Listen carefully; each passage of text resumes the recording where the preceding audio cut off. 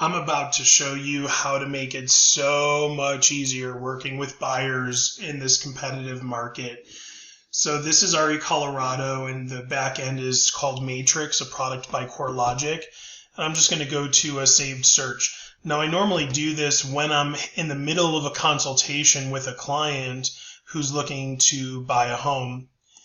And I'll set up the search with them, or I will clean up the search while I'm with them if I've already set it up. And we'll glance at some properties that are available. Won't go into too much detail on that. But then what I'll do is I'll say, this is something I like to do to give you a sense of what the market is like and what competition will be like for your exact search.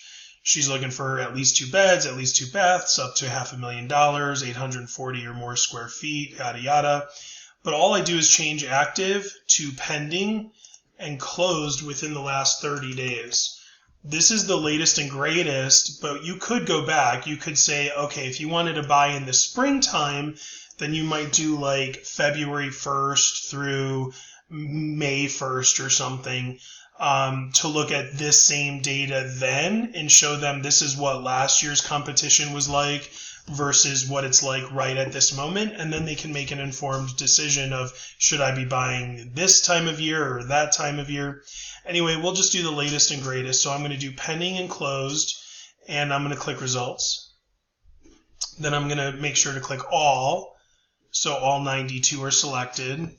I'm going to go to print because I like the way this looks better on the print version of it rather than the quick CMA on this bar here. So quick to print PDF. And then, so this is what I'm showing them, and I'm bringing their attention to this section here. DIM stands for days in the MLS.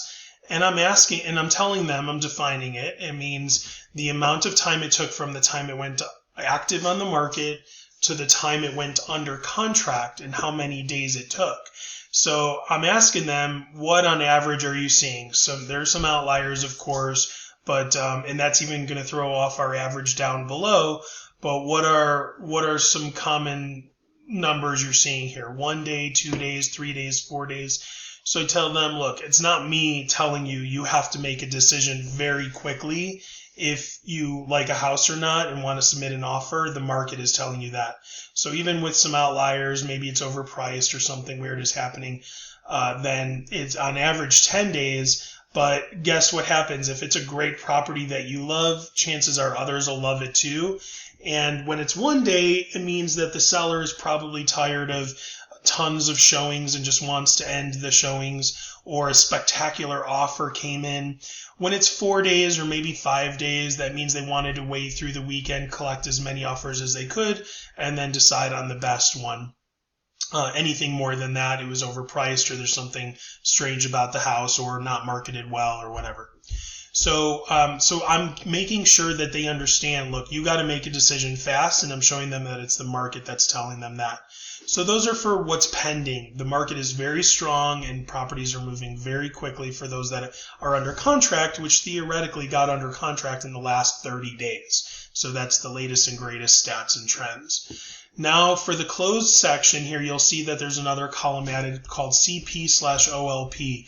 That stands for closed price to original list price ratio.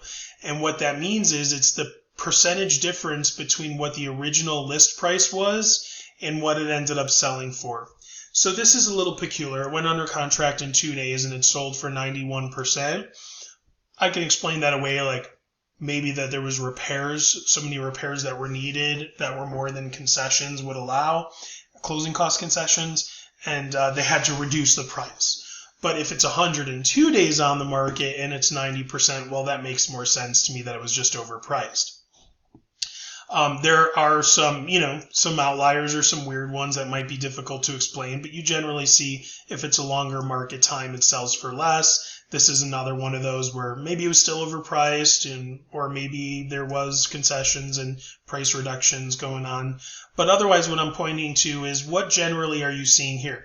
Now, this is all over the place. I mean, 83% in 99 days. this is me telling the client, look, if you want to buy a property with no competition and it's been on the market at $549, they've gradually kept reducing the price, and you want to get the right deal on it, then look for properties that have been on the market for over 10 days. There's your biggest chance for negotiation to get it at the right price, because it's probably overpriced if it's 10 days or more on market and it's not under contract yet. But if it's 3 days on market, here's some averages that you're seeing, or some numbers that you're seeing here. Like, it's not uncommon for somebody to offer or end up paying $10,000 more than asking price. So homes are selling for 102%, 104%. What I'm going to look for is the biggest one.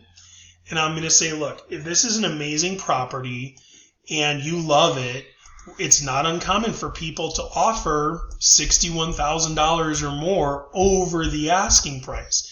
Now, this is crazy, this is wild, and this is also the market that we're in. And I'm going to do the best I can to see if there's other offers on the table. I'll at least ask where those other offers are at to see how competitive you need to be if you like the property. But otherwise, you might just be going all in if you really love the property, such to the point where if you lost it for $1,000 because somebody paid $1,000 more, you'd sleep well at night.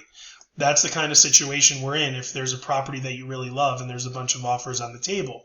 But if there's no offers on the table, it's been on the market for 8 days or 9 days, I'm not going to suggest that you come in at asking price. I might suggest coming in lower than asking price, and you don't have to be as aggressive in offers with terms. Terms like going easy on inspections, maybe adding an appraisal gap, and then I'll go into what that means. And I'll also recommend that don't only take my story for it and my explanation, but maybe hear it another way from your lender. They can also advise you of what's possible on the financial side too.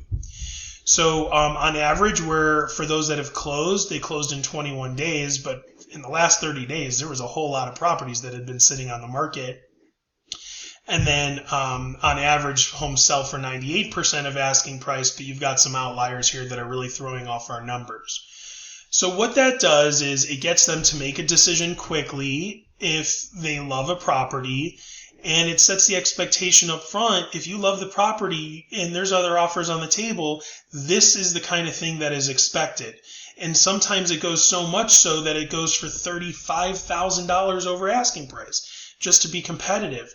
Now, what happened recently with a home I sold, I actually helped a buyer buy and close. One of the things they liked about me is they're like, we had a friend and their agent was just showing them everything, and they were throwing offers in on absolutely everything that they loved just to kind of throw it against the wall and see what stuck.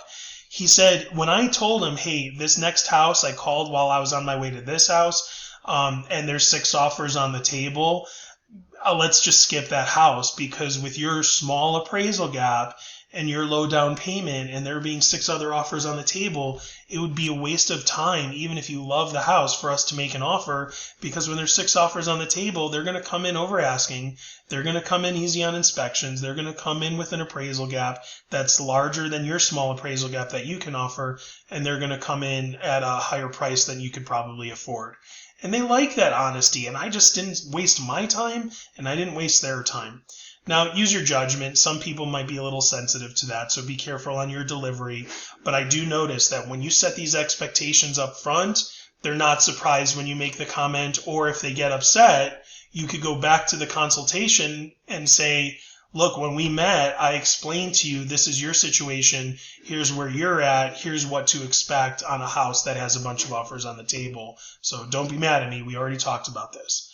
I hope you found this useful and helpful. I'm Aaron Lebovic. Thanks so much for watching. Have a great day.